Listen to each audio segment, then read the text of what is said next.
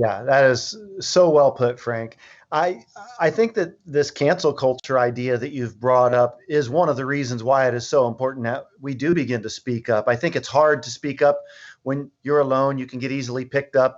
I think it's harder to speak up if you're not financially set. I mean, when you're financially set, you can Yeah. say things and you don't have to worry about it as much. But Right. my fear is the church has been missionally mute for so long. And I think in some ways we have been painted out as, bigots and unloving. So we went from one extreme to the other where we're trying to be so loving, so kind, so gracious that now if we're speaking the truth, we almost feel bad for doing it. And so I really feel like the church is on missional mute, and we've got to figure out a way to speak up or we're going to lose our voice altogether in this culture.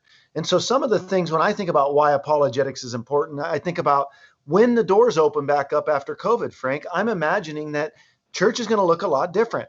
You're going to have a mental health crisis on your hands. I bet attendance, I won't be surprised if church attendance is down a third on a national level a year to 2 years out, because people who are just going out of routine have lost the routine.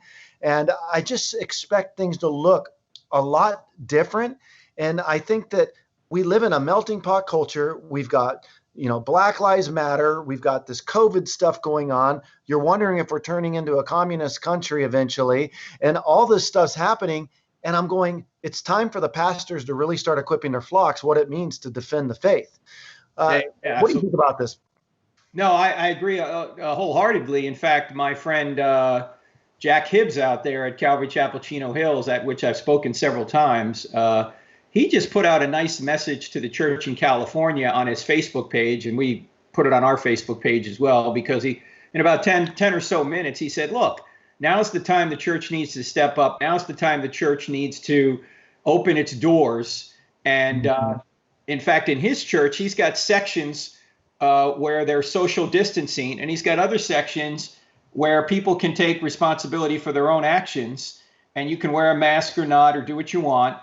Because look, if we knew then what we know now about this virus, we never would have shut down the whole country if we were reasonable. What we would have done is we would have sequestered the vulnerable, and everybody else would have gone about their business taking necessary precautions. We wouldn't have shut everything down, because you cannot treat 335 million people as if they're all 75-year-old diabetics who are overweight. You can't. Okay? You can't shut an economy down like that, because more people die as a result of you shutting down the economy than die from the disease itself. And so what Jack is doing is he's saying, look, if you need to be social distance, great. We've got a whole room for you. If you want to interact with your fellow brothers and sisters, but don't come if you have the sniffles. Don't come if you're over a certain age. Don't come if you have a pre-existing condition of some kind. Otherwise, you can come and do church like we normally do. Okay.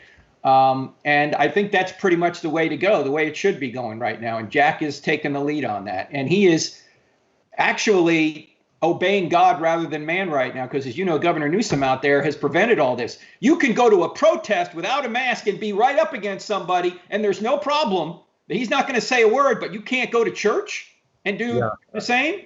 That's a violation of the First Amendment of the United States Constitution.